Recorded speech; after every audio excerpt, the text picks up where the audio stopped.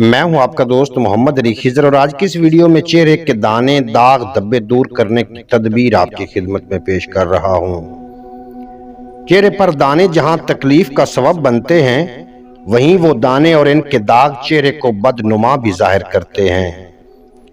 चेहरे पर दाने निकलने की मुख्तलिफ वजूहात हो सकती हैं।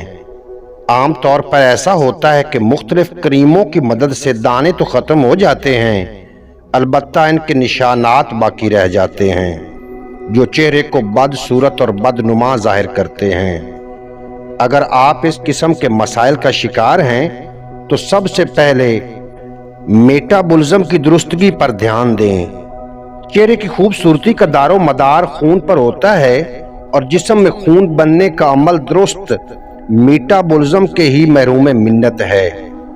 जिस्म में जिस कदर उम्दा और साफ और शफाफ खून पैदा होगा, उसी कदर जिल्द नरम और मुलायम और खूबसूरत और चमकदार होगी। जिल्द की रंगत में खराबी, दाग धब्बे और कील मासिब बनने की असल वजह खून में जहरीले मादों और तफुन का शामिल होना है।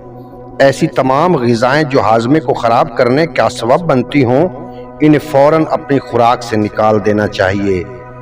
इन ग़िज़ाओं में पिज़्ज़ा, बर्गर, समोसे, पकौड़े, निमको, कोला मशरूबात, बेकरी, मसनूआत, तली हुई और भुनी हुई ग़िज़ाएं वगैरह शामिल हैं। कच्ची सब्जियों, फलों और फलों के रस का बाकसरत इस्तेमाल करें।